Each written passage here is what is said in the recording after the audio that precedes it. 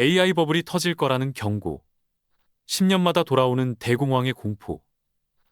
뉴스에는 연일 경제 위기설이 넘쳐납니다. 마치 거대한 폭풍우가 우리를 향해 다가오는 것 같죠. 많은 경제학자들은 AI로 인한 대량 실업과 수요 붕괴를 예측하며 암울한 미래를 그리기도 합니다.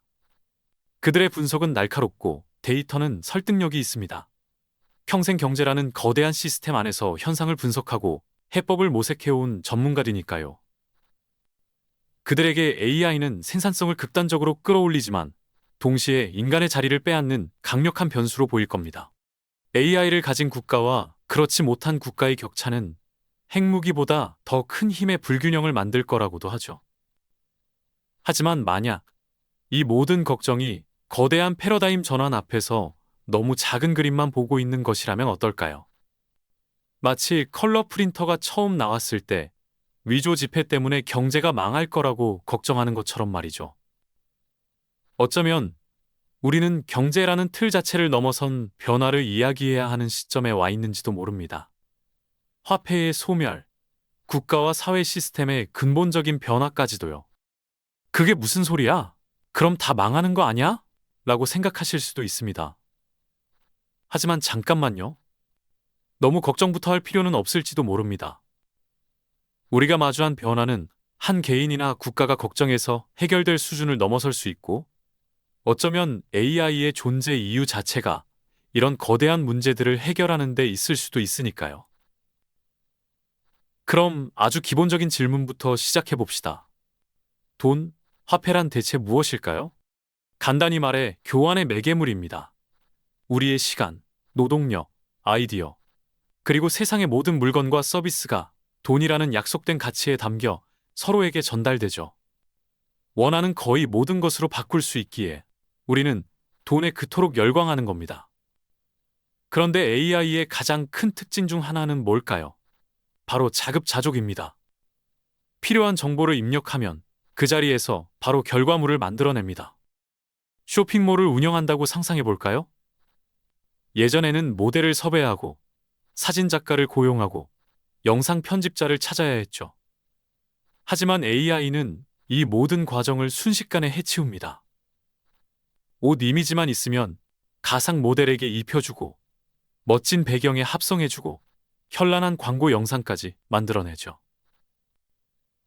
하지만 AI를 돌리려면 전기세가 많이 들잖아. 물론 지금은 그렇습니다. 하지만 기술은 놀라운 속도로 발전하고 최적화됩니다. 지금은 멀티미디어 데이터를 만드는 수준이지만 로봇 기술과 결합된다면 어떨까요? 식료품, 생필품, 의약품까지 24시간 쉬지 않고 불평 한마디 없이 거의 무한에 가까운 양을 생산해내는 로봇들. 마치 과거 대농장에서 노예들이 그랬던 것처럼. 하지만 훨씬 더 효율적으로요. 인류의 모든 수요를 채우고도 나올 만큼 말이죠. 이게 끝이 아닙니다. 앞으로는 원자 단위로 물질을 조합하고 프린팅하는 디지털 연금술의 시대가 올 수도 있습니다. 연구실에서 단백질이나 인공 다이아몬드를 합성하는 것처럼 언젠가 집에서 다이아몬드가 필요하면 그냥 출력해서 쓰는 날이 올지도 모르죠. 그래핀으로 원하는 물건을 만들고 티타늄 분말로 필요한 공구를 즉석에서 제작합니다. 중세시대 사람들이 냉장고나 스마트폰을 상상도 못했던 것처럼 미래의 우리는 각 가정에 소형능 공장을 두고 원하는 모든 것을 즉석에서 만들어 쓰는 삶을 살게 될지도 모릅니다. 아주 적은 비용으로 혹은 거의 무료로요. 5차, 6차, 7차 산업혁명이 연쇄적으로 폭발하는 겁니다. 기업, 공장, 시장. 이런 개념들은 어떻게 될까요? 아마도 지금과는 비교할 수 없을 정도로 최소화되거나 완전히 다른 형태로 바뀔 겁니다. 무한에 가까운 기술이 가능성의 천장을 모두 뚫어버린 세상이니까요. 경제학의 기본 원리, 수요와 공급을 기억하시나요? 인류 문명은 이 단순한 원리에서 시작됐습니다. 혼자서는 모든 것을 해결하기 힘드니 서로 돕고 필요한 것을 교환하며 발전해왔죠. 한쪽이 부족하면 다른 쪽에서 열심히 찾아내 채우는 게임. 이것이 경제 성장의 역사였습니다. 그런데 만약 모든 공급이 인간의 수요를 아득히 뛰어넘을 정도로 폭발적으로 늘어난다면 어떻게 될까요? 현실과 구분 불가능한 가상현실을 무한대로 즐길 수 있고 필요한 모든 자원을 즉시 얻을 수 있다면 경제나 거래라는 개념 자체가 희미해질 겁니다. 결핍이 없는 사회. 그런 사회는 과연 어떤 모습일까요? 심지어 국가 권력마저도 그 의미를 잃을 수 있습니다. AI와 로봇이 모든 위험으로부터 우리를 보호하고 필요한 모든 것을 제공한다면 누구로부터 보호받을 필요도, 누군가를 지배할 필요도 없어지겠죠. 남의 것을 탐낼 이유도, 전쟁을 벌일 명분도 사라집니다. 내 가상세계에서 황제가 되어볼 수도 있고 우주 영웅으로 살아갈 수도 있으니까요. 인간은 본질적으로 서로의 결핍을 채워주기 위해 관계를 맺고 사회를 이루며 살아왔습니다. 물질적이든 감정적이든 역경과 결핍은 우리를 단결시켰죠. 하지만 아무런 문제도 부족함도 없는 완벽한 유토피아가 완성된다면 과연 돈이 필요할까요? 경제 시스템이 유지될까요? 더 나아가 지금과 같은 의미의 인간 사회가 필요할까요? 하지만 지구 자원은 한정적이잖아. 맞는 말입니다. 하지만 AI는 에너지와 자원 소비를 극도로 최적화하고 상상하지 못했던 방식으로 재활용할 겁니다. 헬륨 1g으로 석탄 8톤의 에너지를 내는 핵융합 발전, 탄소 배출 없이 고기를 생산하는 배양육 기술, 플라스틱 폐기물을 먹어치우는 박테리아는 이미 현실화되고 있는 초보적인 단계일 뿐입니다. 만약 우리의 뇌를 클라우드에 업로드해서 육체 없이 살아갈 수 있다면 어떨까요? 얼마나 많은 시간과 자원, 에너지를 절약할 수 있을까요? 유전자 조작으로 늙지도 병들지도 살찌지도 않는 몸을 갖거나 곰벌레처럼 극한 환경에서도 생존하고 바퀴벌레처럼 방사능에도 끄떡없는 신체로 우주복 없이 우주를 유영하는 날이 올 수도 있습니다. 지금 경제학자들이 경고하는 파멸론은 어쩌면 무한하고 막대한 기술력 앞에서 과거의 시스템이 영원할 거라고 믿는 착각에서 비롯된 것일지도 모릅니다. 화폐 경제는 유한함과 결핍을 해결하기 위한 시스템이었을 뿐 영원히 발전하는 기술 앞에서 낡은 옷이 될 수밖에 없겠죠. 쉽게 말해 도라에몽의 터차원 주머니가 갑자기 우리 손에 떨어진 겁니다. 이제 문제는 돈이 아니라 상상력이 되는 거죠. 여기까지의 핵심은 돈과 경제 시스템은 결국 그 의미를 잃거나 근본적으로 변하겠지만 데이터와 정보의 가치는 오히려 더욱 중요해진다는 것입니다.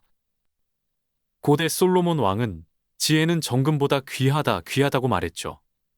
데이터가 물질보다 중요하다는 것. 이것이 모든 생명 현상의 기본 원칙일지도 모릅니다.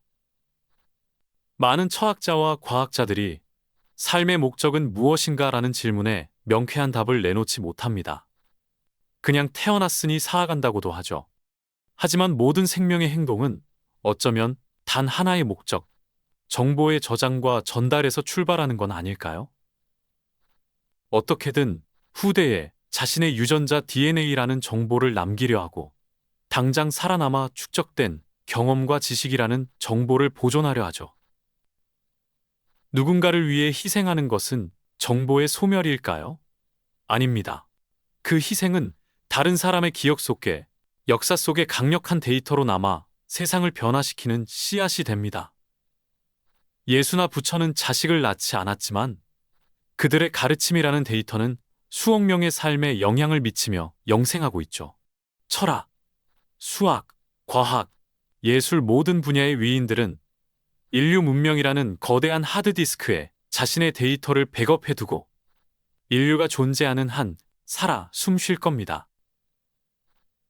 이것이 바로 소프트 파워의 무서움, 데이터로 상태를 변화시켜 존속하는 방식, 원시적인 형태의 전내화인 셈입니다. 우리 인간은 각자가 하나의 바이오 컴퓨터이고 이 사회는 거대한 바이오 네트워크입니다.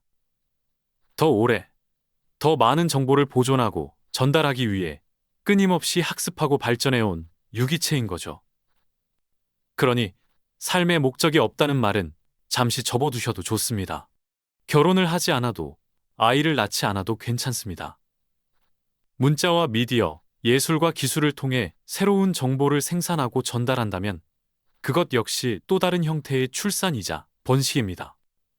과거에는 문화, 전통, 종교라는 이름으로 다양한 해석이 있었지만 정보화 사회가 될수록 모든 인류는 어쩌면 정보의 확장이라는 단 하나의 거대한 흐름에 동참하게 될 겁니다. 네트워크가 생성된 이후 우리는 점점 더 강력한 연결고리로 이어지고 있는 거죠. 이것이 바로 성경에서 아담이 받은 최초의 계명, 생육하고 번성하라의 21세기적 의미가 될 수 있습니다. 살아가는 것 자체가 정보를 습득하는 과정이고 문제를 마주하고 해결하는 것은 새로운 정보를 출력하는 과정입니다. 입력과 출력에 집중하는 삶. 불교에서 말하는 현재를 살아가는 참된 자아, 팔정도의 길이기도 하죠. 그러니 나이가 들었다고, 결혼을 못했다고, 아이를 못 키웠다고 너무 자괴감 느끼지 마세요. 경제학자들이 아무리 무서운 경고를 해도 너무 불안해하지 마세요. 스카이넷의 노예가 될까봐 밤잠 설치지 않아도 됩니다. 살아있는 동안 인터넷이든 여행이든 일이든 세상 이곳저곳을 구경하고 경험하면서 끊임없이 정보를 쌓고 재생산하세요. 누군가를 돕거나 따뜻한 말 한마디를 건네는 것도 소중한 정보를 퍼뜨리는 일입니다. 그것이 바로 지금 우리에게 주어진 삶의 목적이자 생명의 원리일지도 모릅니다. 가능한 한 즐겁고 재미있게 사세요. 소중한 사람들을 도우면서 좋은 정보의 씨앗을 뿌리세요. 보고, 듣고, 느끼고, 행동하고, 생각하고, 표현하세요. 이것이 바로 돈이 사라진 미래, 혹은 돈의 의미가 완전히 바뀐 미래를 살아갈 우리 모두에게 주어진 가장 멋진 임무일 겁니다.